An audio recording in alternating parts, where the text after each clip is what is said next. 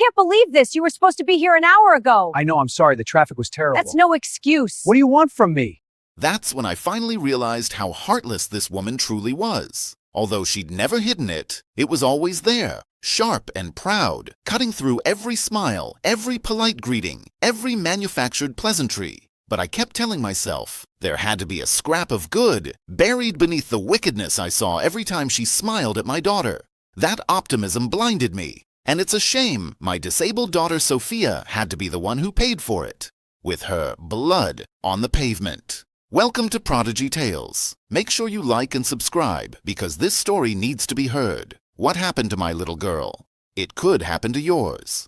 I'm a single dad. Life hasn't been gentle since Sophia's mom passed away. We became each other's whole world overnight. Sophia was only 10 years old, but she lost her mother on her 6th birthday. Her 6th birthday. A date that should have been balloons and cake and little girl laughter. Not funerals, not folded black clothes, not watching daddy cry in the bathroom so she wouldn't see. She never complained though. She just held my hand tighter, like she was afraid I might disappear too.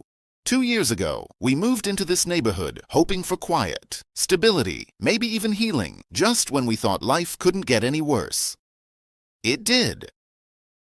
One evening, I was taking Sophia on a slow walk, teaching her how to watch traffic like her mom used to, teaching her to be careful, to be safe. A crazy driver ran a red light. The sound still lives in my chest. Metal screamed, glass exploded, and my world stopped. Sophia survived, but her spine didn't come out unscathed. Doctors said she'd need walking aids, maybe permanently, though they left a thin thread of hope that she might walk freely again someday. Hospitals became our second home. Rehab replaced playgrounds. Crutches replaced hopscotch. Physical therapy replaced soccer practice. Through it all, Sophia stayed brave, cracking jokes about being a cyborg in training, making me laugh when I wanted to scream at the unfairness of it all. I promised her we'd be okay, that people were good, that this neighborhood would support us. I truly believed that. I didn't yet know there was someone watching us, measuring our pain like a flaw in her precious brochure-perfect community. I hadn't yet learned how dangerous optimism could be. At night, I caught shadows lingering near our driveway, whispers during HOA meetings, smiles that never reached eyes. I told myself fear was talking, paranoia creeping in from trauma, unaware that a storm was already warming up behind polite rules and trimmed hedges. Before we dive in deeply, let us know in the comments what country or city you're watching this story from. We'd love to know how far this warning travels, because what happened to my daughter, it needs to be known everywhere.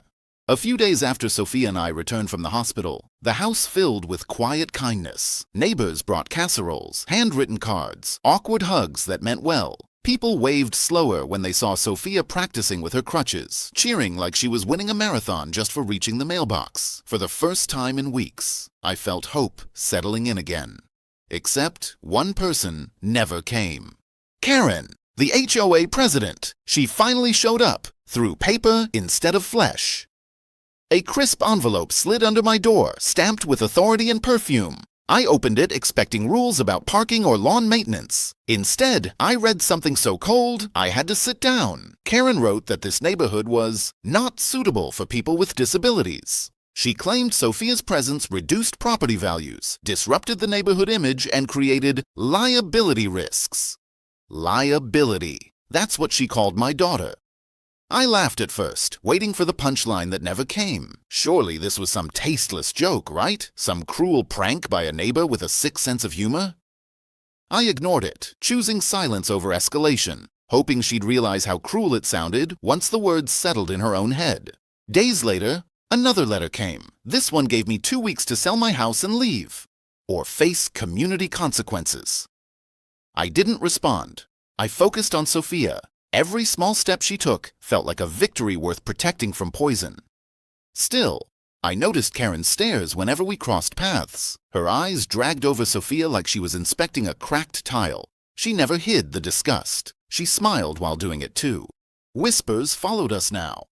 HOA meetings grew tense. Notices appeared on my lawn for imaginary violations. Someone measured my wheelchair ramp with a ruler, looking for code violations that didn't exist. Karen never raised her voice, never broke her smile. But everything she did felt deliberate, calculated, personal.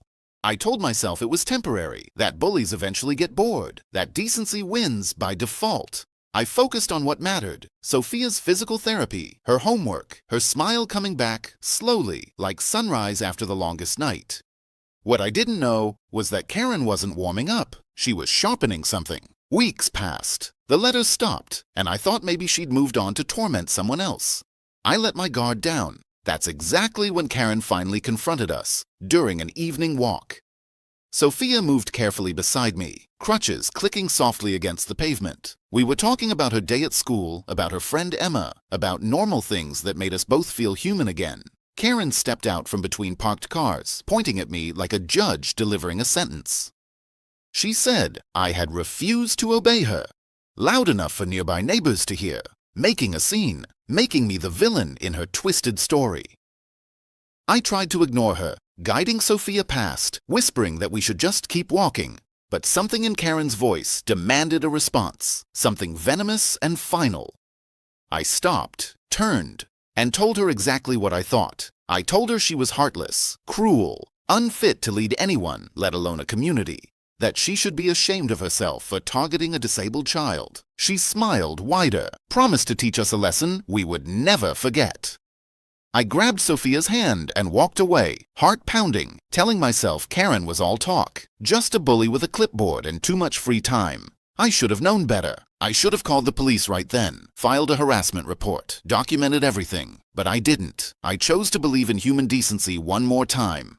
Days passed. Nothing happened. Sophia kept improving. Life felt almost normal. I started to relax again, thinking maybe my words had gotten through. Maybe she'd realized how wrong she was. What I didn't know was that Karen was planning something far worse than letters. Something that would scar my daughter forever. It was a Tuesday afternoon, warm, quiet, the kind of day where nothing bad should happen. I was inside making dinner, Sophia's favorite, spaghetti with the sauce her mom used to make. She'd asked to practice walking outside on the sidewalk, just to the corner and back. I watched through the window as she made her way slowly, carefully, crutches supporting each deliberate step. She was getting stronger, more confident. I went back to stirring the sauce, checking the garlic bread, letting my guard down for just 5 minutes. That's when Karen appeared, stepping out from between parked cars like a predator that had been waiting. Sophia told me later that Karen blocked her path, asked where her father was, who would save her now. Before Sophia could answer, Karen ripped the crutches away, tore them from my daughter's hands, and threw them down the street like garbage. Sophia fell hard, scraping her hands on concrete, crying out in pain and confusion. But Karen wasn't done. She grabbed Sophia's hair, yanked her head back violently, and pulled out her phone to record. Recording my 10-year-old daughter's terror, saying things like, "This is what happens when you don't belong," and "Your daddy can't protect you." Inside, something primal screamed at me that Sophia was in danger. I dropped everything and ran outside barefoot, not even thinking, just moving on pure instinct. I saw them blocks away, too far away for me to have heard her cry. But somehow, I knew. I sprinted without thinking, lungs burning, feet bleeding on hot pavement, screaming Sophia's name. When I reached them, I saw my daughter crawling on scraped knees, sobbing, trying to reach her crutches, while Karen stood over her filming my child's humiliation like it was entertainment. Rage drowned out reason. I struck Karen once, a heavy blow fueled by every ounce of father's fury I'd been holding back for months. She dropped instantly, collapsed, hit the curb, and went still. Sophia was crawling toward me, sobbing, calling my name, blood on her knees, gravel embedded in her palms. I wrapped her in my arms, shaking, the world narrowing to just her heartbeat against my chest. I called the police with trembling hands, barely able to speak, my daughter's tears soaking through my shirt. Sirens cut through the suburban quiet as neighbors gathered, phones out, shock spreading like ripples. Karen was arrested right there, still unconscious, her phone still recording everything she'd done. I knew then that nothing would ever be the same. At the police station, officers separated us while medics checked Sophia carefully, documenting every scrape, every bruise, every trauma. I answered questions slowly, replaying every second in my head, my voice mechanical as I described what I'd seen. Karen's influence suddenly seemed smaller under fluorescent lights and detective scrutiny. Still, fear lingered, because powerful people rarely fall quietly. Sophia squeezed my hand and whispered that she was brave, just like Mommy taught her. Her strength reminded me why backing down was never an option. Outside the station, cameras flashed, rumors spread faster than truth, and Karen's perfect image began to crack. What followed would expose everything she'd tried to hide. The neighborhood held its breath, waiting for consequences that had been delayed for far too long. Justice was only beginning. When detectives pulled footage from multiple sources, the truth became undeniable. Karen's own phone captured everything she did. The taunts, ripping away the crutches, grabbing Sophia's hair, her smug narration as my daughter cried on the pavement. A neighbor's doorbell camera caught the wider scene from another angle. A passing car's dash cam sealed it with timestamp and GPS data. There was no angle left to hide behind, no lies strong enough to bend the truth she'd recorded herself.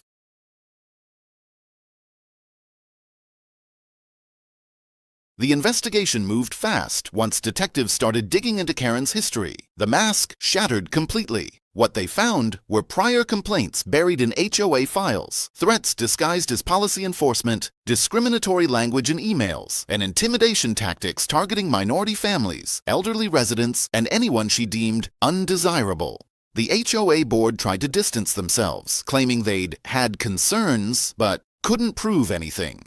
It was too late. Karen had ruled through fear for years, and now every victim found their voice at once. In court, the footage played in silence so loud it hurt. Sophia sat beside me, steady and brave, holding her crutches like armor, like proof of survival. Karen avoided eye contact with everyone. The judge, the jury, the family she'd tormented, my daughter she'd attacked. Her attorney spoke about stress, pressure, and misunderstandings. He painted her as a perfectionist who'd gone too far, but meant no real harm. The judge wasn't interested in excuses.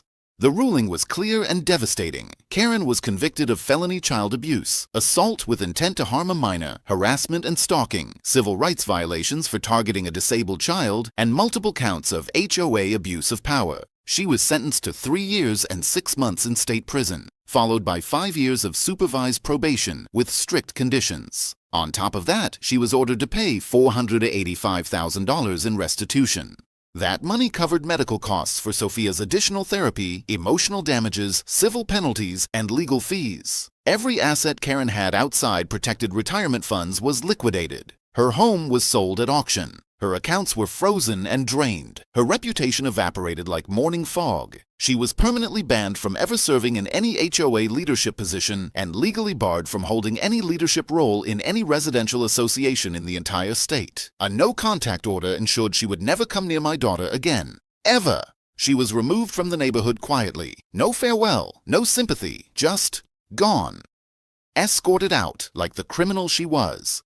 In the weeks that followed, something beautiful happened. Sophia kept walking, stronger every week. Her physical therapist said her determination was extraordinary. But I knew it was just Sophia being Sophia.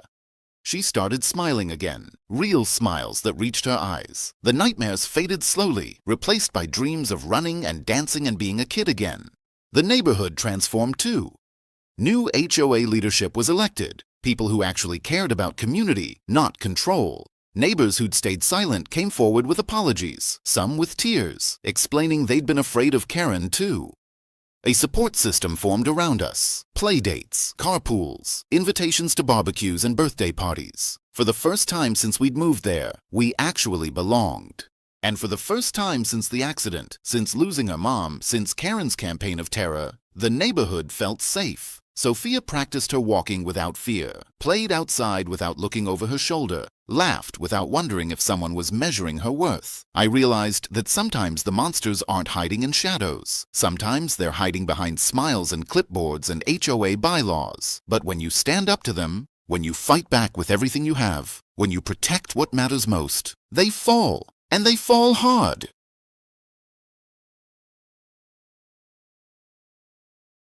The end. Please like and subscribe for more HOA showdowns like this. Stories that need to be told. Bullies that need to be exposed. Do you think Karen got what she deserved? Or should the sentence have been longer? Have you ever dealt with an HOA president who abused their power? Comment below. Share your story. Let people know they're not alone.